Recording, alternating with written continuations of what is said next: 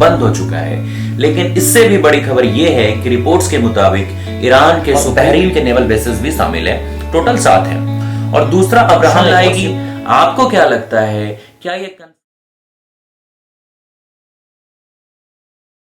नमस्कार दोस्तों, waste Asia में जो डर था वही हुआ। कल शाम से मिडिल ईस्ट की तस्वीर पूरी तरह बदल गई है। दुनिया का सबसे सेफ माने जाने वाला शहर दुबई आग की लपटों में है। बुर्ज खलीफा के पास एक्सप्लोजन सुनाई दिया है और दुनिया का सबसे बिजी एयरपोर्ट बंद हो चुका है।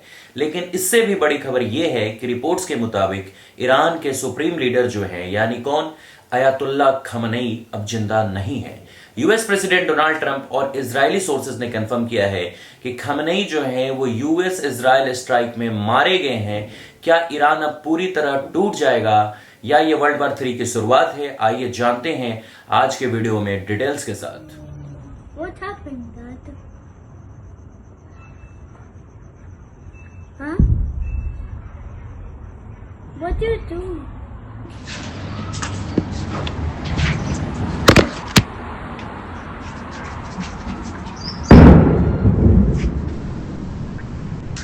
What are you doing? स्वागत है आपका अपने channel the A to Z पे। तो हम अपने पहले सेगमेंट यानी अटैक ऑन दुबई की ग्राउंड रियलिटी की बात करेंगे।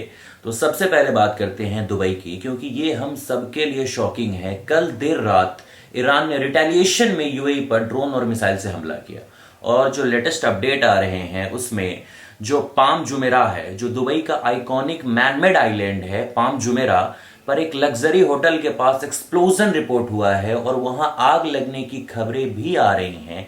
तो बुर्ज खलीफा का भी इवैक्यूएशन भी कराया गया। इसके अलावा जो आप बुर्ज खलीफा की बात कर रहे हैं, वहां के जो सेंट्रल डिस्ट्रिक्ट के पास भी जो लाउड ब्लास्ट सुनाई दिए हैं। हालांकि बिल्डिंग सेफ है, लेकिन जो प्रिकॉशनरी मेजर होते हैं उसके तौर पे बुर्ज खलीफा को इवैक्यूएट यानी खाली करा लिया गया है। और जो अथॉरिटीज हैं उनका ये कहना है कि ये जो मलबा गिरने की वजह से हुआ था, मिसाइल इंटरसेप्ट की गई थी, क्योंकि जो मिसाइल आया था उसको इंटरसेप्ट भी जब इधर से किया जाता है तो उस दरमियान जो मलबा गिरता है उसकी वजह से ये हुआ था। और जो सिविलियन कैजुअलिटी की भी कुछ बात आई है। दुख की बात यह है कि अबू धाबी में एक सिविलियन की मौत कंफर्म हुई है, जो कि एक एशियन नेशनल बताया जा रहा है और इसका सीधा असर ग्लोबल ट्रैवल पर पड़ा है। और दुबई इंटरनेशनल एयरपोर्ट और अल मकुताम एयरपोर्ट ने ऑपरेशन सस्पेंड कर दिया है। फ्लाइट रडार पर अगर आप देखोगे तो यूएई के ऊपर 0 फ्लाइट दिख रही हैं, जो कि हिस्ट्री में पहली बार हुआ है।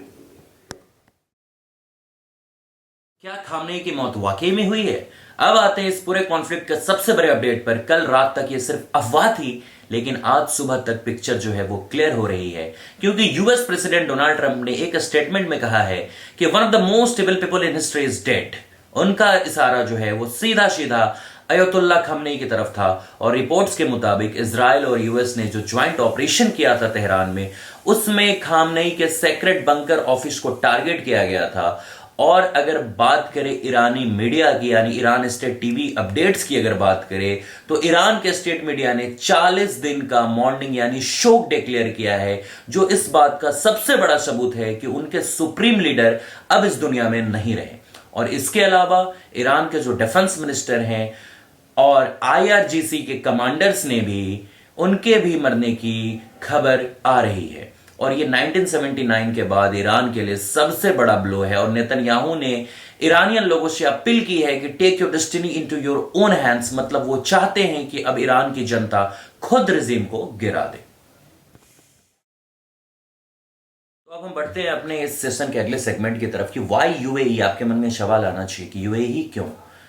क्योंकि ईरान ने इजराइल के बजाय यूएई और दुबई को क्यों टारगेट किया? इसके पीछे 2 बड़े रीजन है। पहला कि आप देख सकते हैं कि ईरान के पास जो है वो डायरेक्टली यूएस मेनलैंड पर अटैक करने की पावर नहीं है, इसलिए उसने रीजन में मौजूद 7 यूएस बेसेस को टारगेट किया है।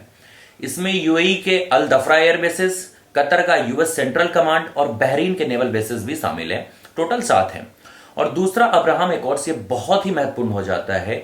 आप याद करिए 2020 का अब्राहम एकॉर्ड्स, यूएई जो है वो पहला अरब देश था जिसने इजराइल से दोस्ती की थी और ईरान इसे धोखा मानता है। और ईरान ने साफ वार्निंग भी दी थी कि अगर यूएस ने यूएई की जमीन यूज करके हमला किया तो यूएई जो है सेफ नहीं रहेगा। और वही हुआ, ईरान ने एक साथ कुवैत, बहरीन, कतर और यूएई पर मिसाइल बरसा दी है।